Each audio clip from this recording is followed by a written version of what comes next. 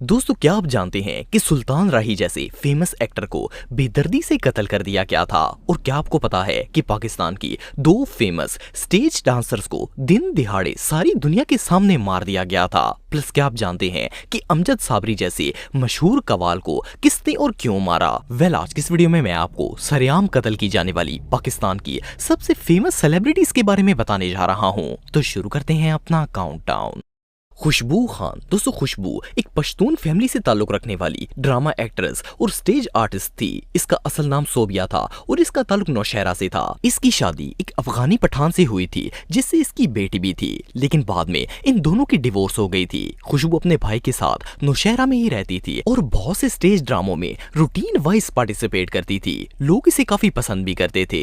खुशबू की लाइफ में हर चीज बिल्कुल नॉर्मल रूटीन में चल रही थी कि एक हफ्ता पहले 10 जून 2024 की रात ये अपने घर से जा रही थी कि अचानक किसी ने इसे किडनैप कर लिया। इसके घर वालों ने खुशबू को ढूंढने की बहुत कोशिश की, लेकिन इसका कुछ पता नहीं चल सका। आखिरकार इसके घर वालों ने पुलिस में रिपोर्ट दर्ज करवा दी। अगले दिन 11 जून को जब पुलिस खुशबू की तलाश में निकली हुई थी तो इन्हें रिपोर्ट मिली कि एक खेत के अंदर किसी औरत की लाश पड़ी हुई है। जब तहकीक की गई तो पता चला कि ये लाश खुशबू की थी। किसी ने इसका कत्ल करके इसकी लाश खेत में फेंक दी थी। पोस्टमार्टम की रिपोर्ट के मुताबिक खुशबू पर बहुत ज्यादा तशद्दुद किया गया था और फिर इसे गोलियां मारकर हलाक कर दिया गया। खुशबू के घर वालों के मुताबिक इसका कत्ल शौकत नाम के एक शख्स ने किया था। ये खुशबू का दोस्त था और इसे शादी करना चाहता था, लेकिन खुशबू ने इसे शादी करने से इनकार कर दिया था। शादी के इनकार करने पर शौकत बहुत ही भड़क गया था और इसके घर वालों का कहना था कि शौकत ने कई बार खुशबू को जान से मारने की भी धमकी दी थी।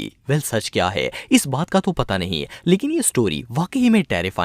किस्मत बेग। दोस्तों, किस्मत बेग का असल नाम हिना बेग था। ये पाकिस्तान की एक बहुत ही फेमस स्टेज एक्ट्रेस और डांसर थी। किस्मत बेग का ताल्लुक पाकिस्तान के शहर लाहौर से था। इसकी अपने शौहर से डिवोर्स हो चुकी थी और ये अपने दो बेटों के साथ रहती थी। 25 नवंबर 2016 की एक रात 3 बजे किस्मत अपने एक शो से वापस घर जा रही थी। इसके साथ इसका ड्राइवर और पर्सनल सिक्योरिटी गार्ड भी मौजूद था। ये लोग गाड़ी में जा रहे थे कि अचानक 4 बाइकर्स ने इनका रास्ता रोक लिया। इन चारों ने मुंह पर निकाब किया हुआ था ताकि कोई इन्हें पहचान ना सके।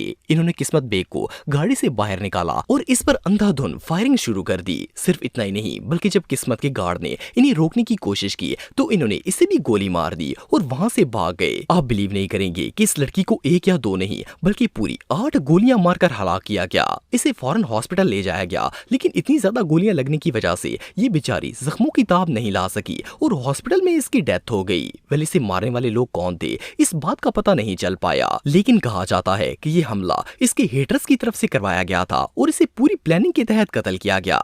जो भी हो, ये इंसिडेंट वाकई में किसी नाइटमेयर से कम नहीं था।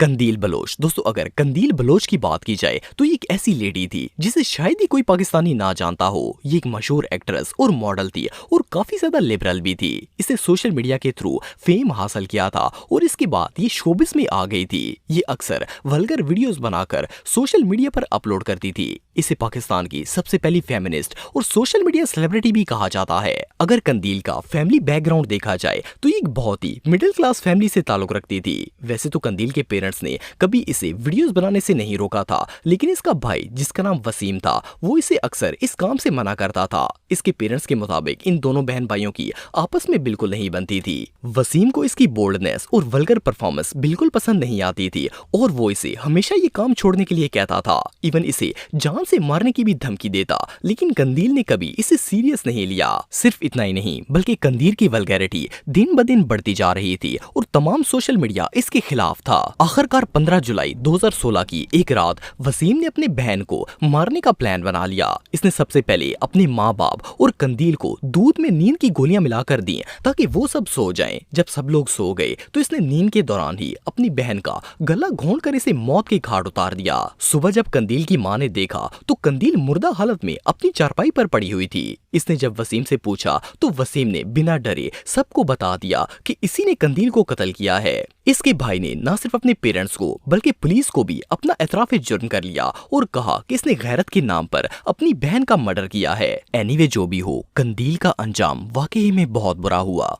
सुल्तान राही। दोस्तों सुल्तान राही को कौन नहीं जानता। ये पाकिस्तान के एक ऐसे फनकार थे जिन्होंने अपनी फिल्मों के जरिए न सिर्फ पाकिस्तान बल्कि पूरी दुनिया में फेम हासिल कर लिया था। ये एक बहुत ही मशहूर एक्टर और आर्टिस्ट थे। वैसे तो सुल्तान अपनी फैमिली के साथ रावलपिंडी में रहते थे, लेकिन अक्सर काम के सिलसिले में दूसरे शहरों में भी जाते रहते थे। ये 8 जुलाई 1996 की बात है। सुल्तान राही ने अपने ड्राइवर हाजी एहसन के साथ रावलपिंडी से लाहौर जाने का प्लान बनाया। जिस वक्त ये लोग घर से रवाना हुए तो शाम का वक्त था। इन्होंने गाड़ी निकाली और अपना सफर शुरू कर दिया।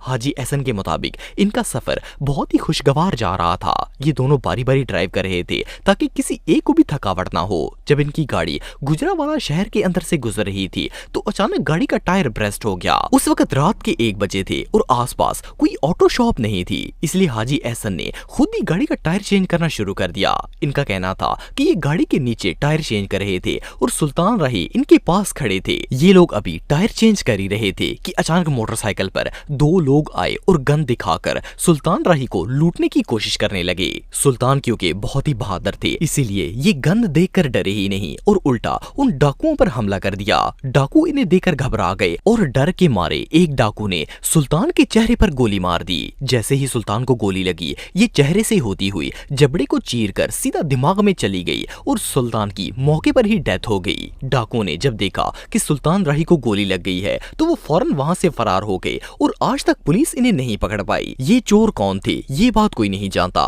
इवन आज तक इनका कोई सुराग भी नहीं मिल पाया। वेल, सुल्तान राही की स्टोरी वाकई में बहुत हार्ट ब्रेकिंग थी।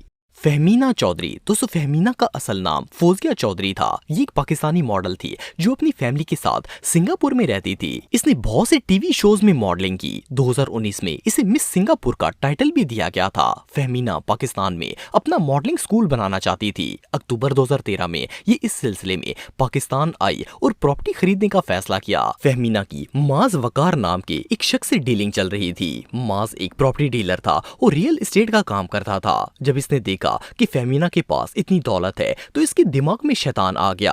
ये फहमीना को प्रॉपर्टी दिखाने के बहाने वहां पर ले गया और अगवा कर लिया। इसके बाद इसने फहमीना के घर वालों से 2 करोड़ रुपए का मुतालबा किया और कहा कि अगर वो लोग इसे रकम नहीं देंगे तो ये फहमीना को जान से मार देगा। फहमीना के घर वालों को जब इसकी किडनैपिंग का पता चला तो इन्होंने फौरन पुलिस से राब्ता किया और पुलिस ने फहमीना की खोज शुरू कर दी। जब पुलिस ने इस केस की छानबीन शुरू की तो मास का नाम टॉप ऑफ द लिस्ट था। इसने जब देखा कि पुलिस को इस पर शक हो रहा है तो इसने फहमीना का मर्डर करके इसकी बॉडी को एक नाले में फेंक दिया ताकि इसके जुर्म का सबूत ही मिट जाए। लेकिन पुलिस और फहमीना के घर वालों दोनों को इस पर शक था। पुलिस ने मास को अरेस्ट कर लिया और जब इसे जिस्मानी रिमांड पर थाने में ले जाया गया तो मार खाने पर इसे न सिर्फ सारा सच उगल दिया बल्कि उस नाले के पास भी ले गया जहां पर इसने फहमीना को कत्ल करके फेंका था। वेल, फहमीना के कत्ल के जुर्म में कोर्ट ने इसे फांसी की सजा सुना दी थी। लेकिन बहरहाल जो भी हो, ये इंसिडेंट वाकई में बहुत शॉकिंग था। अमजद साबरी। दोस्तों अमजद साबरी को कौन नहीं जानता। ये पाकिस्तान के सबसे जाने माने कव्वाल, सूफी सिंगर और एक फेमस सेलिब्रिटी थे। इनका ताल्लुक पाकिस्तान के सूबे सिंध से था। ये अपनी वाइफ और 5 बच्चों के साथ कराची के इलाके लियाकताबाद में रहते थे। 22 जून 2016 की सुबह अमजद साबरी अपने एक मॉर्निंग शो से वापस आ रहे थे। इनके साथ इनका ड्राइवर भी मौजूद था। जब ये अपने घर की तरफ जा रहे थे तो अचानक रोड के दरमियान में मोटरसाइकिल पर मौजूद 2 अफराद ने अमजद की गाड़ी पर फायरिंग करना शुरू कर दी। इन्होंने पहले गोली मारकर गाड़ी का शीशा तोड़ा और फिर अमजद साबरी के कान पर गोली मार दी। इसके बाद ये चलती गाड़ी के सामने बाइक लेकर आ गए और सामने से अमजद साबरी पर गोलियां बरसाना शुरू कर दी। इन्होंने अमजद को 3 गोलियां मारी जो सीधा इनके सर में लग गईं और इनकी मौके पर ही डेथ हो गई। इसके बाद दोनों कातिल वहां से भाग गए और आज तक पुलिस को इनका कुछ पता नहीं चल सका। ये लोग कौन थे और इन्होंने अमजद साबरी को क्यों कत्ल किया था ये बात कोई नहीं जानता। लेकिन इन्होंने बगैर खौफ के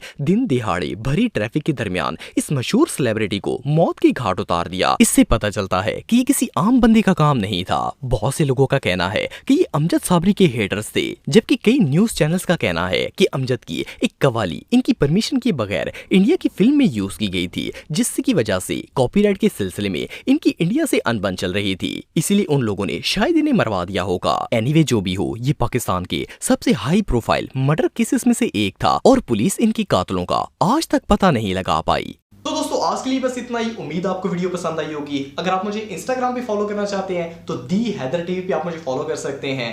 मिलता हूँ आपसे नेक्स्ट वीडियो में, तब तक के लिए अल्लाह हाफिज।